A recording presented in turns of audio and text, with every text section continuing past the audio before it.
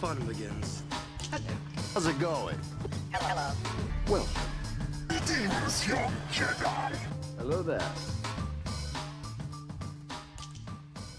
Hey everyone, Hybrid Toy Reviews here, and today we are taking a look at the VeilsToys Knockoff, not a real Black Series 501st Heavy Trooper from Star Wars Battlefront 2. I know that Battlefront 2 had its flack back in the day, but it's still a game that me and my friends play heavily to date, and whenever we are playing as the Republic, I am always playing as a Heavy, and I am always playing as the 501st Heavy. This is honestly the closest to having a personal clone that I have ever come in the entirety of my Star Wars, years of being a fan. So this clone has always spoken to me. It's one that I've always wondered if Veils would ever do, and I even have a custom that I commissioned from Commander Cook a while ago because I figured no one was going to do it, so it was quite the shock to see it recently posted.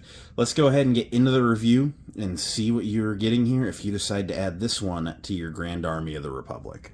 So here he is with all of his accessories, and we will run through them. These are all accessories that we are somewhat familiar with at this point in our collecting, unless this is somehow a first clone for you. So, he comes with 2 pistols. Always happy to add another one to the armory. But something worth noting, there's actually a lot of inaccuracies with this figure to the game. Nothing unfixable, but I will be going through them as we go on. So the 501st Heavy actually only carries 1 pistol. He has 1 holster on his right hip, and they've given him a belt that has a holster on the other hip. For me personally, I don't mind modding these knockoff clones. I'm going to cut that off. But he does come with a working holster for both of them, and they stow in the holster very well. He comes with the short DC-15. This one's got a little bit of a warped bow in it, but some warm water ought to straighten that right out. And then he comes with the longer DC-15. This one's fairly straight. Now, something blaster-wise that is just a glaring omission. The short DC-15 he never uses in the game. He always uses the long one. But how is he a heavy without a heavy rotary Z6 blaster? Now, we have a sculpt for it. They made one for Hardcase. It's a little small, it's a little rough, but we have it. They've made it. So it does feel like a bit of a glaring omission, I must say. And I definitely would have traded... I probably would have traded both blasters even, honestly, because it's spinning up the rotary cannons, the iconic heavy thing. But it is what it is. Now, he also in the game carries a bag. We saw this introduced with the Airborne Trooper, and this represents it fairly well. It is gray. It should be like a dark gray, basically black, but it is what it is. Features some little canisters on the front. Now, it has a rubbery plastic strap on it, and it doesn't lay super nice. So there's going to be some modifications before I start really using this figure for anything, because first, it needs to lay against the hip where that holster is, so removing that will help. But I really want to tuck it kind of in underneath of that box on the belt, and I think that will help it somewhat. But until then, I can't do it. So the bag's a little frustrating. Might even change that strap out for a piece of ribbon, like a black ribbon at some point. So, anyways, looking at the figure, there is one other glaring inaccuracy. This is one that should be an easy fix, but he's actually not wearing a comma in the game. Just to do a comparison to the figure Commander Cook did, and it was an interesting discussion that we had one night on Xbox, where we were talking about what parts we would need to order to make the custom, and I was like, what are we going to do about the comma? And he's like, they don't have a comma. Me, someone who's been playing as this for years, hadn't even realized that it didn't have a comma, so I don't know that I'll ever be able to knock them on that, but yeah, this comma will be coming off before it goes on the shelf, too. I'll just slide this belt up and cut it in the front and remove the comma. So, and then I guess it doesn't need the little harnessy thing for the comma there either. So, yeah, there are some inaccuracies, but minus the comma and the holster, it's really not that bad. They really accomplished a lot with the deco here. Something amazing that I always love when VeilsToys does is they did make a unique helmet here. So this helmet is very much a Phase 2 helmet, but they added the Commander Cody ridges on each side of the fin up top, and a visor, and the visor looks really, really good. There's a little bit of a curve up on the top front. I don't really know that that's inaccurate, though. They're not supposed to be flat, so I think it's okay. But it came out very clean. Has some nice silver punch-ins where it needs. The blue is applied very, very cleanly. It technically actually can pivot up because it pins in on the sides, and so, you know, that's a little rough, but I think we're just going to leave that down. But it does technically have the ability to pivot. So that is an interesting thing. It is removable, and actually they have the shrunken down head they did for the Airbornes so that they didn't have to make the helmet so like big to fit over it. So it actually looks really good. I mean, I do like how that turned out. It's not your standard 501st deco. It is your standard 501st blue, but instead of being the kind of A on the chest, they do have the kind of trapezoid shape on the top of the chest there, the solid blue on the calves, on the shoulder pads, on the hand plates. It is very accurately decoed to the game and does look very nice. It's also missing the backpack. That's something to note too, is that the heavies carry backpacks, and he does not have that. It sucks because, you know, they gave us stuff that they didn't need to, and they excluded stuff they have, and so it's like, I don't really know what went on there. And obviously what happened is they're just not hardcore true to the design on it. But these are little inaccuracies that I will point out. However, I will say, at the core, what is here, I do like this. So I am very, very happy with what we're getting here. It looks very nice, and I just can't bring myself to complain much.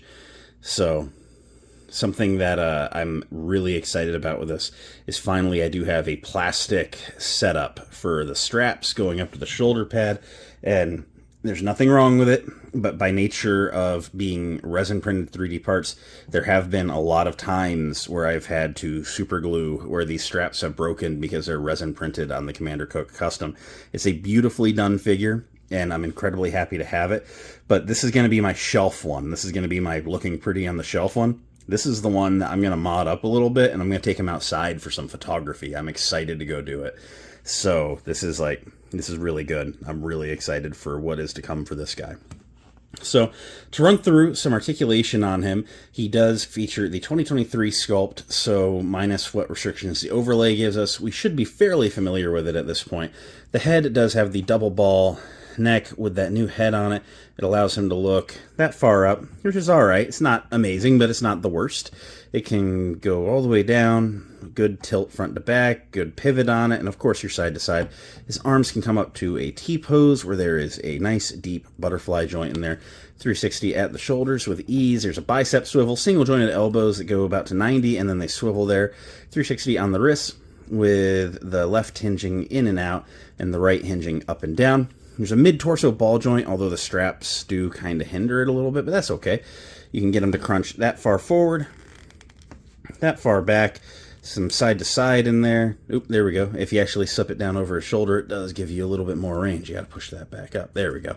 So yeah, I mean, you just gotta work with it how it lays. But the nice thing is, because it's a soft rubbery plastic, you get a little bit of stretch in it, so that is nice.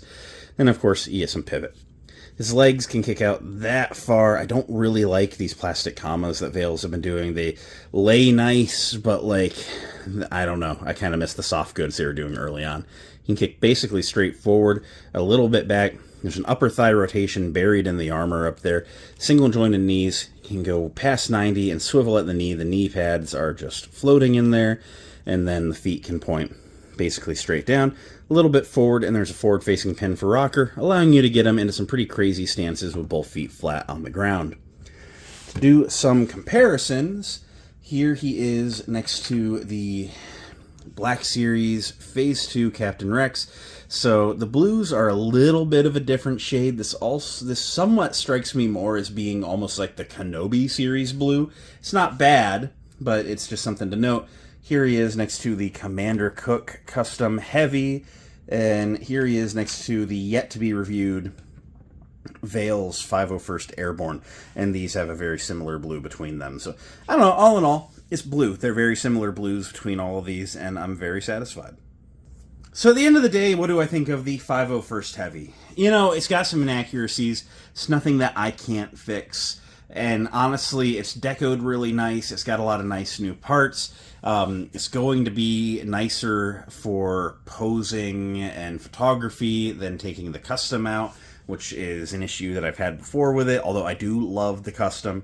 So, like, for me, it scratches an itch. It scratches it very nearly sufficiently to the point that I'm going to say I recommend it. There's a lot of really, really good here, and honestly, if you are not obsessed with the design like I am, then you probably wouldn't even notice it. And honestly, it even took me a minute to realize after getting the figure that it had a comma. I didn't realize it till I had it in hand and I saw photos and was drooling over them. So, you know, it's really not like a huge deal or anything. I noticed the pistols before I got it, but the comma just completely I blanked on. So yeah, I don't know. It's really good. I am happy with it, and I think it's a good pickup and another good addition from Veils. I'm glad to see them making designs that are, you know, at least very dang near canon instead of stuff like the Enoch, you know, Airborne. That was weird. I don't know why they did it. Please don't do that again. But yeah, it's just nice. It is a nice figure, and I'm very glad to have it. So that's it for now. Thanks for watching. It means a lot that you did. If you enjoyed, leave a like, comment, subscribe, all the end of video stuff. You know the drill. I'll catch you next time. Until then, may the Force be with each and every one of you, and goodbye.